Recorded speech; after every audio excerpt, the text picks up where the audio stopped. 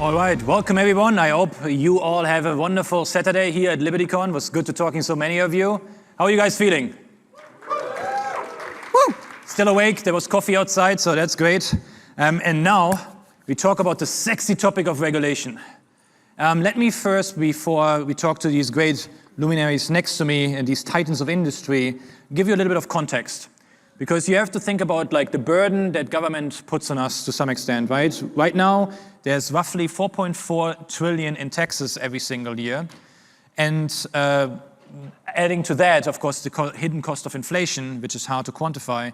But then, if you look at a study which is called 10,000 Commandments, it's an excellent study about the cost of regulation, they're estimating that roughly another $1.9 trillion is being added as an annual burden on Americans. So both of you, John and Rick, you are titans of industry and you worked in different fields respectively, groceries, wellness, resource investing, banking.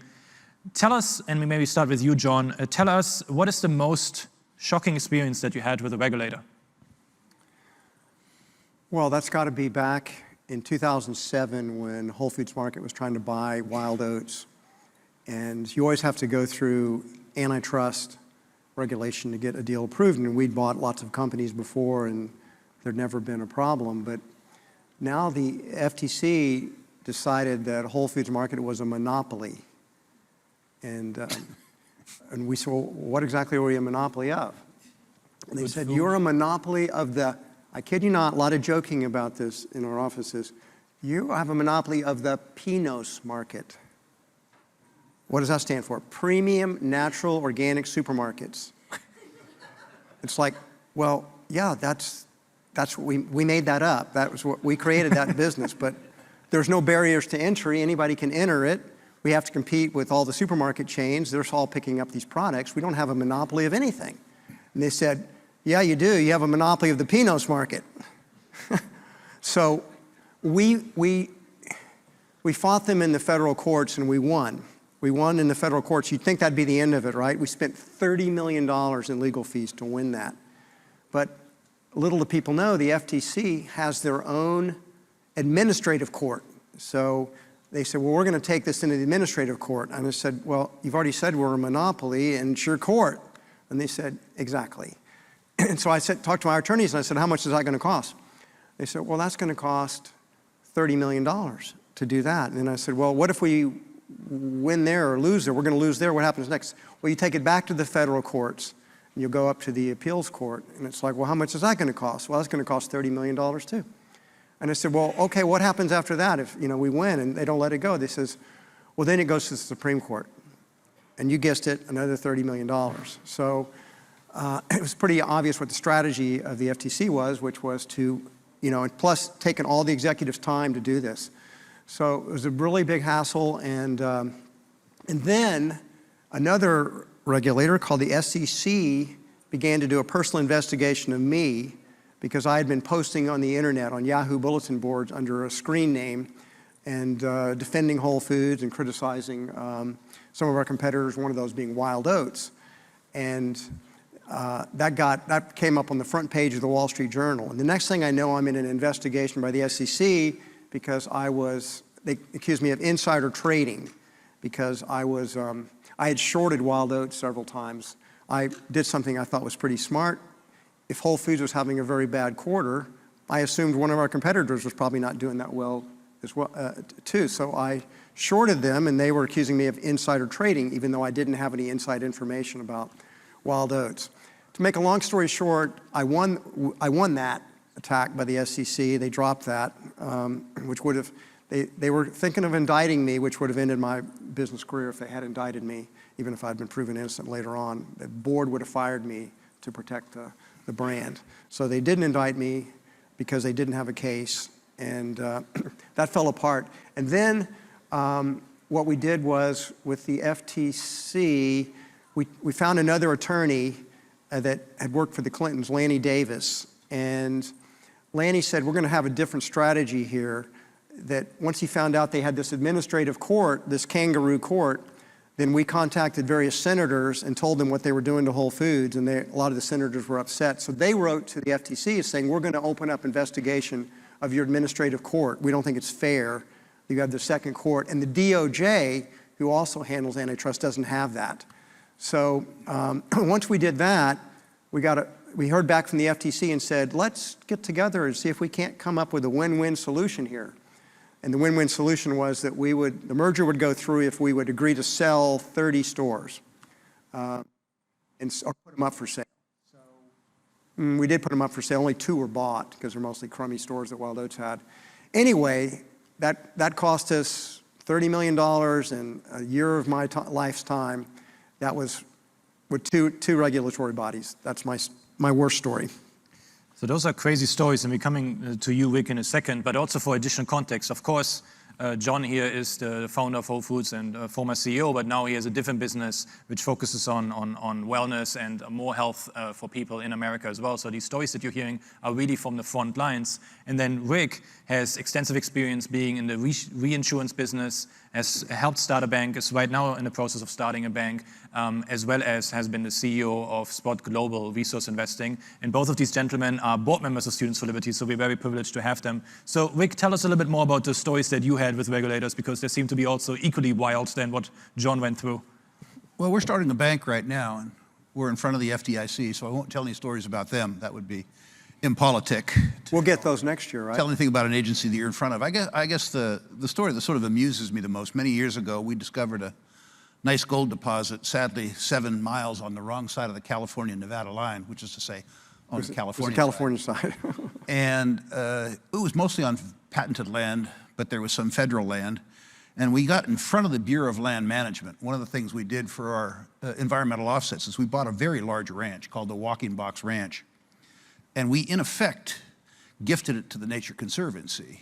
And the Bureau of Land Management, which was requiring our environmental plan, part of our environmental plan was to kick the cattle off this ranch.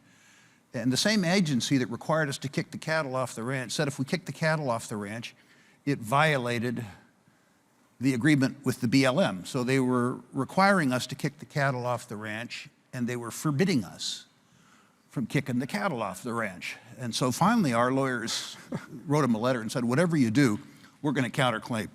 You know, if you sue us, we're gonna sue y'all and let you work it out. And we were successful in sort of tying up the arms of the octopus, and they eventually came to their senses. The second one, very briefly, is I was in front of the SEC, and the SEC examiner came and he told us that any recommendations that we made with regards to foreign securities were illegal. If they weren't registered in the United States, that we couldn't make recommendations to our clients. And so I said, so wait a minute. A guy transfers in a bunch of South African stocks or European stocks, and we know they're garbage. We can't tell that client to sell the stock. He said, that's correct. It's making a recommendation on unregistered security. I said, I'm not talking about selling them the stock. I'm talking about selling it out of the account, making it go away. So no, you can't do that.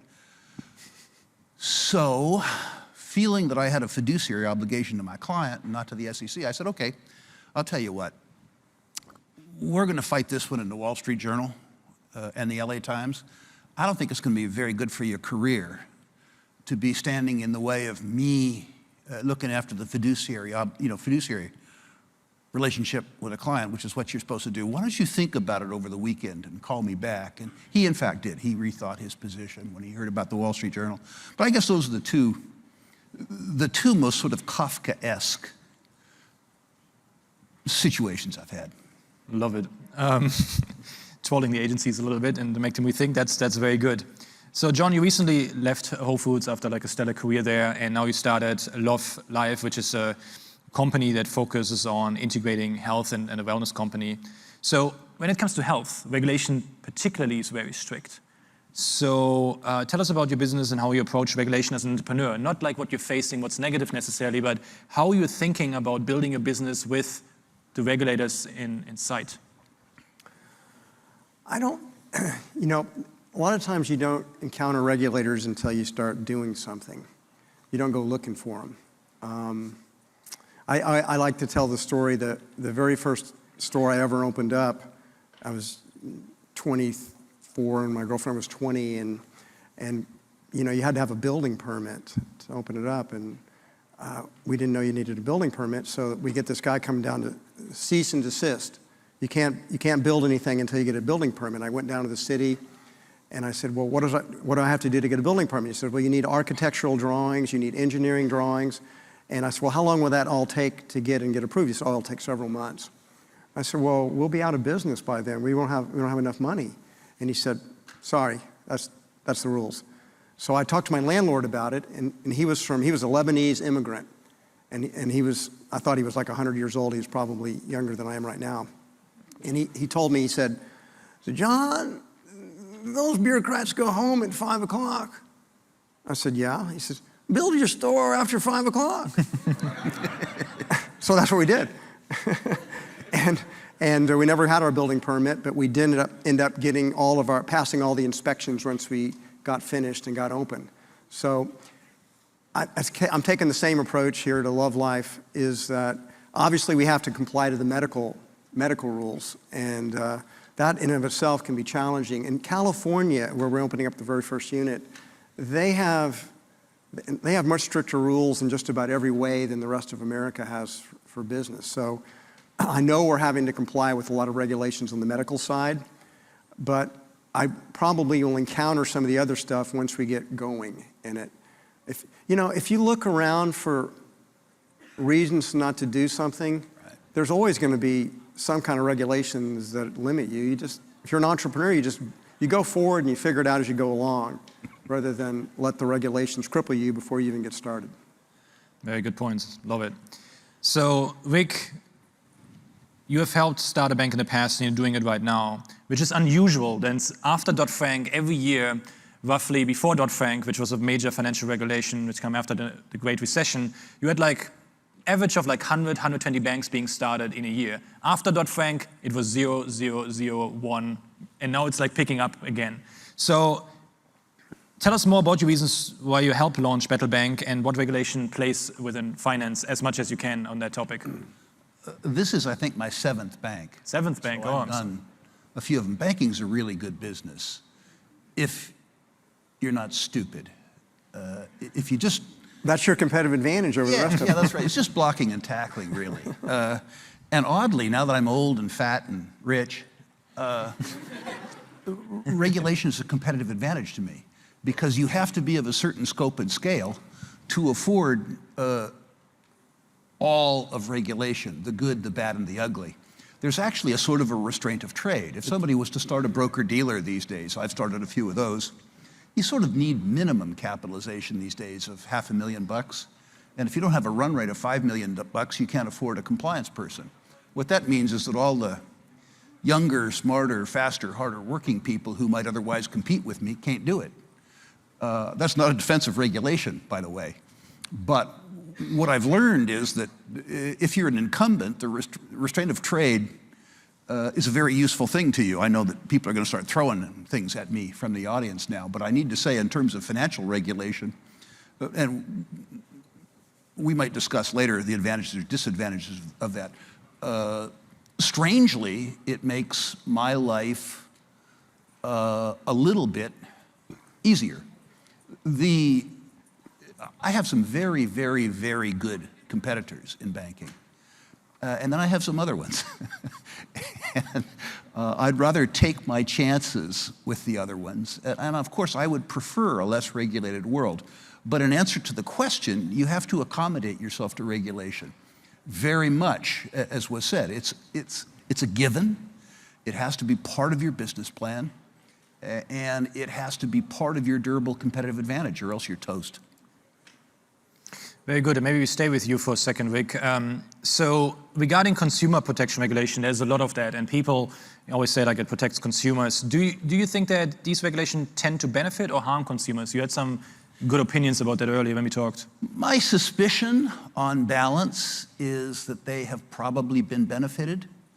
The thing that really scares me about so-called consumer protection is it lulls the consumer into believing that he or she is protected and lowers their own defenses. I'm not in Mackey's business, mercifully for me. He'd kill me. What you see in financial services is that the average investor actually believes that they're protected. by the SEC. They believe that Big Brother is looking after them. Bernie Madoff, as an example, with 18 years in business, was supposed to have been audited 9 times every 2 years. And in an audit, they pull the trade tickets and they call the counterparties to make sure that the trade occurred. In Madoff's management company, he didn't do any trades. So it's impossible that they didn't audit where they pulled the trade tickets because he didn't do any trades. So this is an 18-year scam that cost $30 billion, I'm sorry, and the investors felt protected. After the regulatory failing that was called Enron, you know, they put in place Sarbanes-Oxley. Now the truth was, before Enron, fraud was illegal, right? So basically what they said is that we failed to see a fraud, and so we're going to impose permanent costs on the American issuer community of $100 billion a year to account for our regulatory failing. All I'm trying to say is, to me, the most pernicious part of regulation is that it makes the consumer feel protected when that's a lie. Excellent point. So for you, John, now we have a big regulatory state, and you know, you believe there's some good regulation out there and that we need it to have like a framework on businesses. But there's also a lot of bad regulations out there. Clearly, everybody agrees on that, I would say. But what do you would say are some realistic strategies you recommend for effectively reducing the amount of regulations that are out there? What do we do? Yeah, well, you know, first, we could eliminate 90% of the regulations and we'd be better off. But, you know, I mean, so many libertarians believe that we could live without any regulations at all. And I maybe when I was a born-again libertarian in my 20s, I believed the same thing, but I've gotten wiser. I mean, some of the regulations are necessary. I mean, some of the environmental regulations to keep our water and air clean, for example, to me have been very beneficial. If you try to breathe the air in Los Angeles 40 years ago, it was as bad as it is in New Delhi today. And you couldn't be there, and you'd have your lungs would be hurting within 24 hours. And, you know, air's much cleaner. I attribute that to regulations. So it's not like all regulations are terrible. The problem is we just keep adding on regulations, and they don't ever go away. We don't have a way to get rid of them.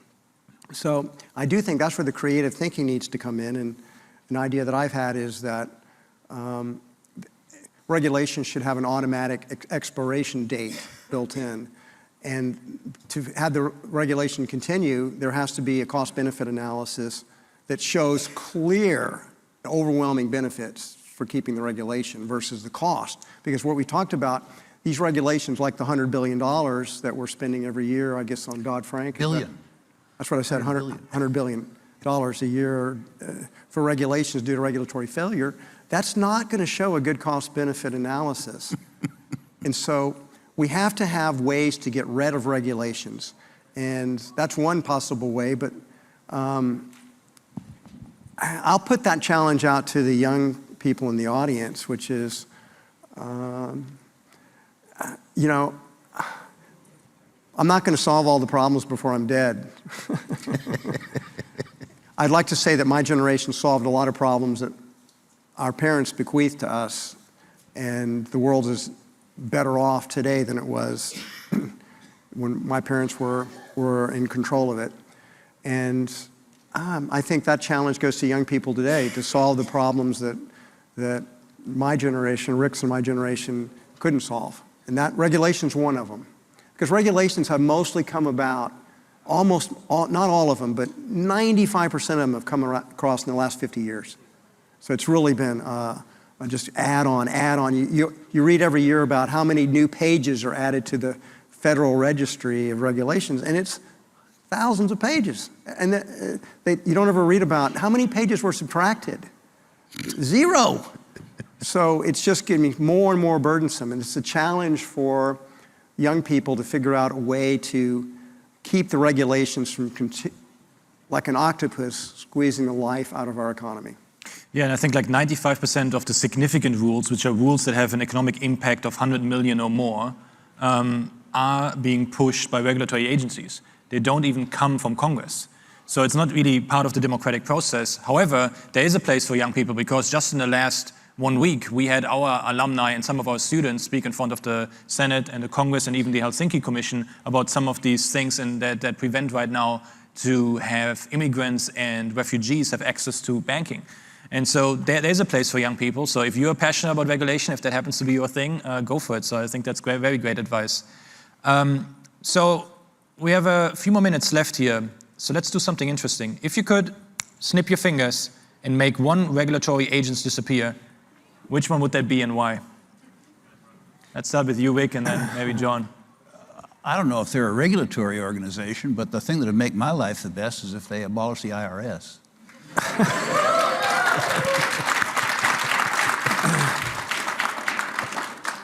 That counts. I won, Joe.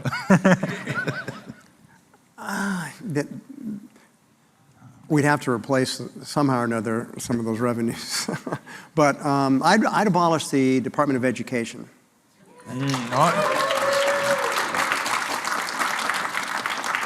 If you think about what are the most regulated parts of our economy, and they're also the least healthy. So education, where the United States falls behind, and increasingly in primary and secondary education to the other nations, and then our medical system is highly regulated. Our health system is very, very, very regulated, and our lifespan in the United States is beginning to fall now, yep. and it's like I always make this joke that I wish I could run Whole Foods the way that they run hospitals, which is you go to the doctor and you say, well, I need to do surgery. So, doc, how much is that surgery going to cost? Oh, don't worry about it. You got insurance, right? Yeah, well, let's bill the insurance company. And I thought, man, if I can run my grocery business that way, no prices, get up the check stands. How much is that going to cost? Don't worry about it. You got grocery insurance. We'll bill them. You don't have to pay for it. Because there's no price transparency, there's no competition in prices, and we just see it go up and up and up and up. And I might say that's one of the problems with education, or university education, is prices just keep going up because people are just taking on more and more and more debt. So again, I think education, healthcare, both suck, and they're both highly overregulated. So for the last 1.5 minutes here, maybe something more controversial. What type of regulation would you say was a net positive for society? John, and then maybe Rick, feel free to fight it out. I don't remember this question. Net, I don't know if, you mean an agency or any net regulation, or just an any area of regulation or an agency, as you please. Again, as I said, some of the environmental regulations have been very helpful for cleaning up our air and water. But now if you start getting into regulating carbon, decarbonizing would be an economic disaster for the world. That'd be the stupidest possible thing you could do. So those regulations are out of control.